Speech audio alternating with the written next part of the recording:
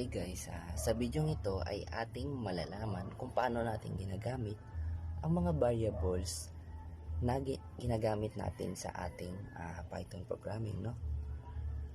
So, by the way guys, ang variable ay ginagamit sa pag-store ng data at para na rin malocate ang value na nakalagay sa ating variable, no? So, maglalagay tayo ng example ng isang variable.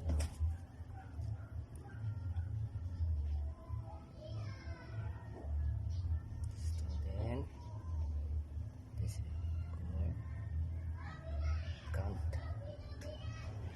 equals 1,000 bawa. So, ang tawag pala sa variable na to guys ay isang integer, no? So, kapag ni-run natin ito,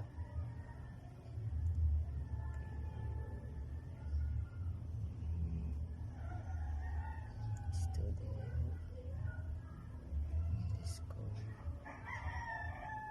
count, no? I-run natin siya guys.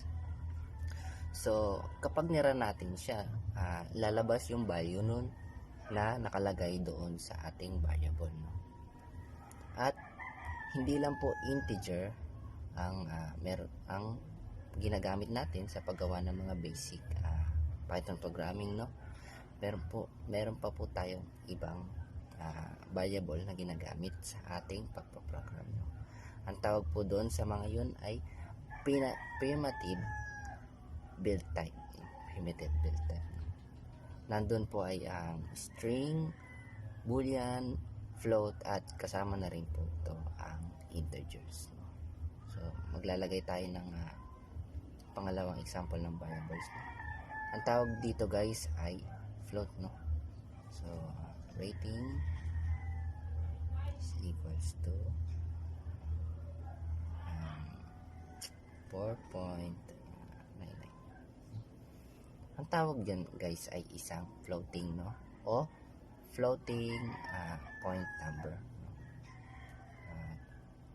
Magbibigay naman tayo ng isa pang halimbawa ng variable. Tinatawag po dito ay boolean. So, is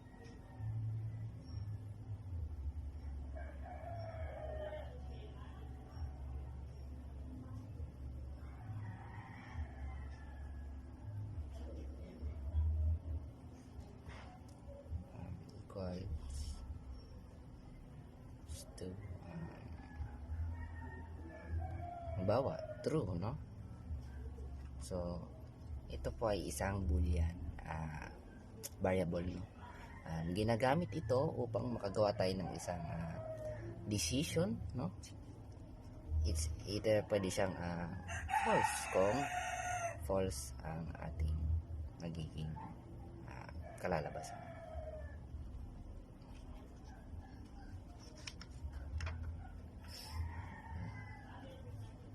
At nga pala guys, kapag gumagawa tayo ng boolean variable, no, lagi po nating huwag kakalimutan na ang unang letter ay laging naka-upper class. At hindi rin po natin pwedeng naka-caps lock lahat, no? False. Ganyan po. Hindi po siya pwede. Kailangan lang po talaga na isa lang ang naka-upper class sa ating boolean.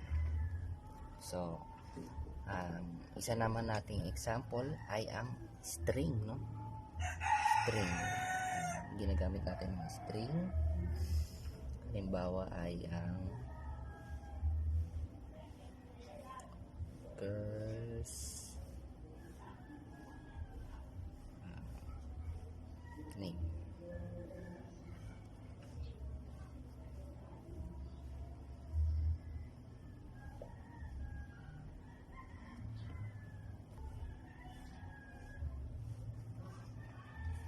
Halimbawa, ang course name guys ay equals to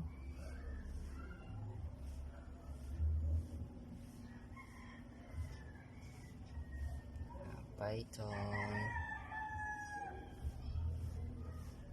By the way guys, huwag natin kakalimutan pala ang quotation mark kapag gagawa tayo ng string. Python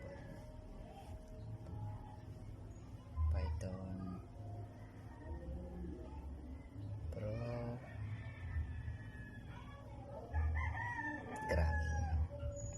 Yan guys. At ito nga pala guys ang mga halimbawa ng mga basic variables na ginagamit natin sa ating pagpoprogram. So, yun lang guys. Maraming salamat.